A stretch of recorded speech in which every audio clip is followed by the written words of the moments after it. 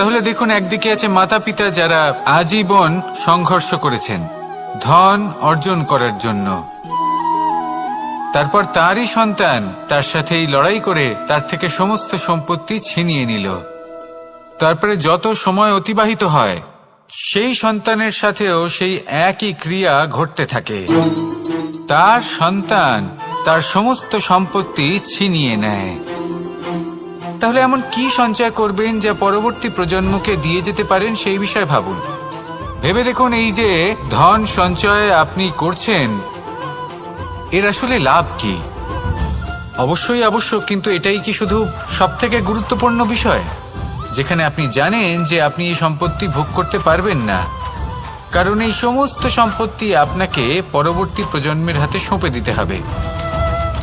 তাহলে ধন সঞ্চয় করুন, কিন্তু এমন একটা সম্পত্তি কেন সঞ্চয় করা উচিত নয় যার উপভোগও আপনি করতে পারবেন, পরবর্তী প্রজন্মকেও দিয়ে যেতে পারবেন, আর মতভেদও হবে না। এমন সম্পত্তি আছে, আর এই সম্পত্তি হলো প্রেম।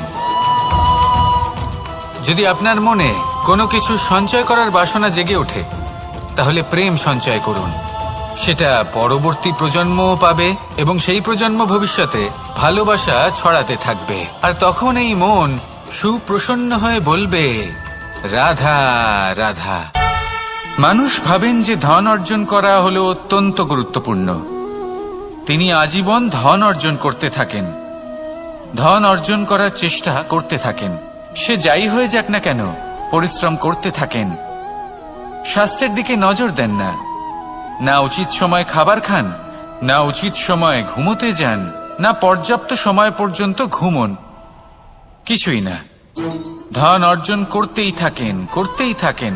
আর কিছু সময় পরে যখন তিনি অসংখ্য ধন লাভ করে ফেলেন, তখন তার সাথে ওনার শরীরে অনেক রোগ বাসা বাঁধে।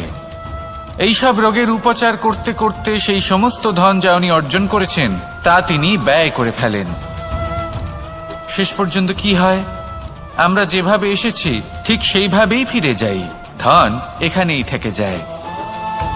দেখুন, একটা অত্যন্ত গুরুত্বপূর্ণ কথা রয়েছে যে আপনার বোঝা উচিত। এই যে ধন, তার ব্যবহার করুন জীবনকে আরো ভালো করে তোলার জন্য। ধনের সদ্ব্যবহার করা উচিত, এমন যেন না হয় এই ধন আপনাকে ভোগ করে ফেলে। এই জীবনকে নিশ্চিত রূপে আরো শ্রেষ্ঠ করে তুলুন। কিন্তু এই ধন অর্জন করার এই প্রক্রিয়াতে নিজের সারা জীবনকে নষ্ট করে ফেলবেন না। এই জীবন উপভোগ করতে শিখুন, আর আমার সাথে ভালোবেসে বলুন, রাধা রাধা।